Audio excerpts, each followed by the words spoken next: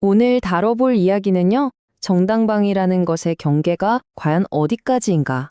우리에게 아주 근본적인 질문을 던지는 실제 있었던 한 비극적인 사건입니다. 생존을 위한 몸부림이 법이라는 차가운 현실과 어떻게 부딪히는지 한번 깊숙이 들어가 보시죠. 바로 이 질문, 여기서부터 모든 게 시작됩니다. 한번 생각해 보세요. 만약 남편이 잠들어 있다면 그를 공격하는 게 과연 나를 지키기 위한 행동, 그러니까 정당방위로 인정받을 수 있을까요? 오늘 우리는 이 질문의 답을 함께 찾아가 볼 겁니다. 이야기의 주인공은 지은이라는 가명을 쓰는 한 여성입니다. 그녀에게 결혼 생활은요, 출구가 보이지 않는 정말 어둡고 긴 터널 그 자체였습니다. 지은 씨가 견뎌야 했던 끔찍한 시간들이 이 타임라인에 그대로 나와 있는데요. 보세요. 이게 그냥 하루 이틀의 일이 아니었어요. 결혼 생활 내내 폭언과 폭행에 시달렸고, 특히 남편이 술만 마시면 상습적으로 맞았던 거죠. 그러다 결국엔 흉기까지 들고 위협하는 상황에 이르렀고요. 그리고 사건이 있었던 그날 밤 지은 씨는 끔찍한 폭행 끝에 너 죽여버릴 거야 라는 말을 듣게 됩니다. 그야말로 폭풍 같은 시간이 지나고 남편이 잠들었을 때 지은 씨의 머릿속은 이 한 가지 생각으로 가득 찼습니다.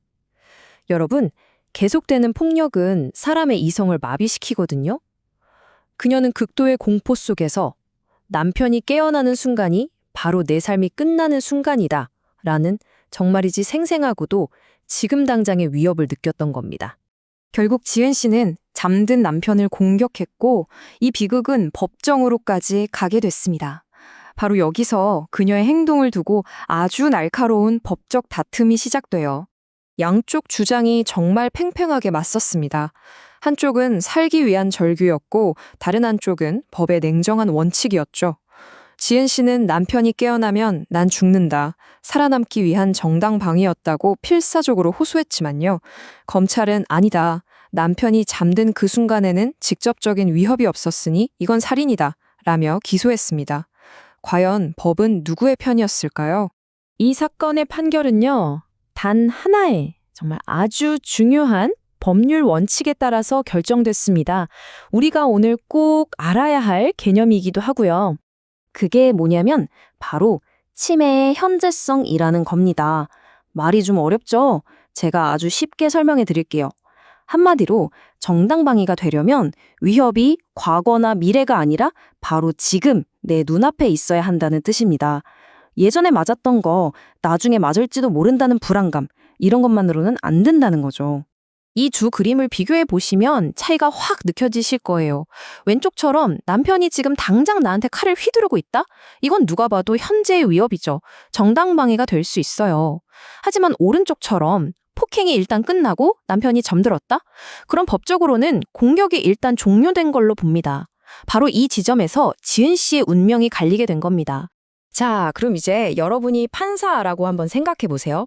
방금 설명해드린 치매의 현재성이라는 이 엄격한 잣대를 들이대면 법원은 지은 씨의 행동을 어떻게 봤을까요? 법원의 최종 결정은 정말 많은 사람들을 깜짝 놀라게 했습니다. 굉장히 복잡하고 또 여러 가지를 생각하게 만드는 판결이었거든요. 일단 결론부터 말씀드릴게요.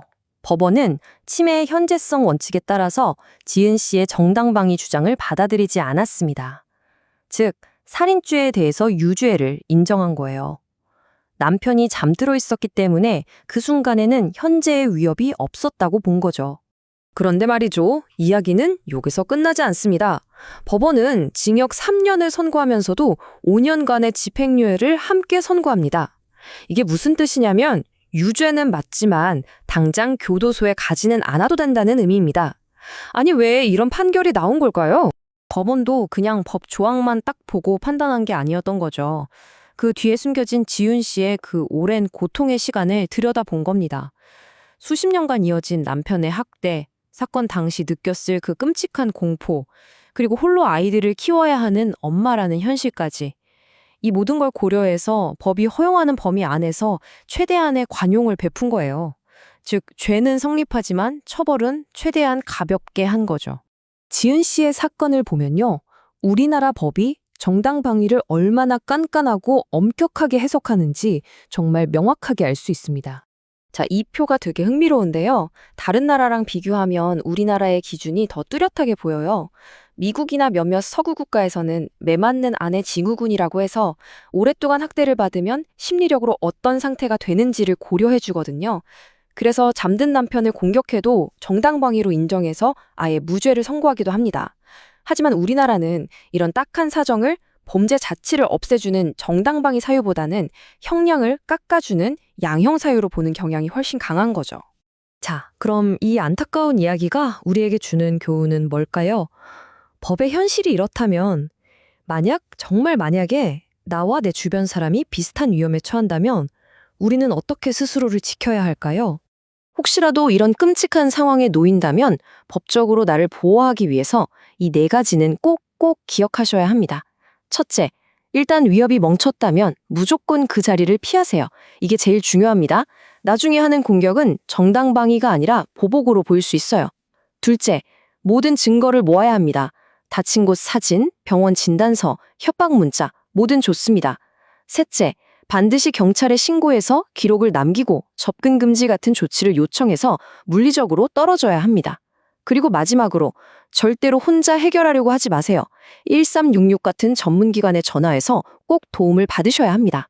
결국 지은 씨의 사례는 우리 사회와 법에 아주 무거운 질문을 남깁니다. 치매의 현재성이라는 법 원칙, 물론 법의 안정성을 위해 중요하겠죠. 하지만 과연 이 원칙이 끊임없는 폭력 속에서 하루하루 죽음의 공포를 느끼며 살아가는 피해자들의 현실을 제대로 담아내고 있는 걸까요? 여러분의 생각은 어떠신가요?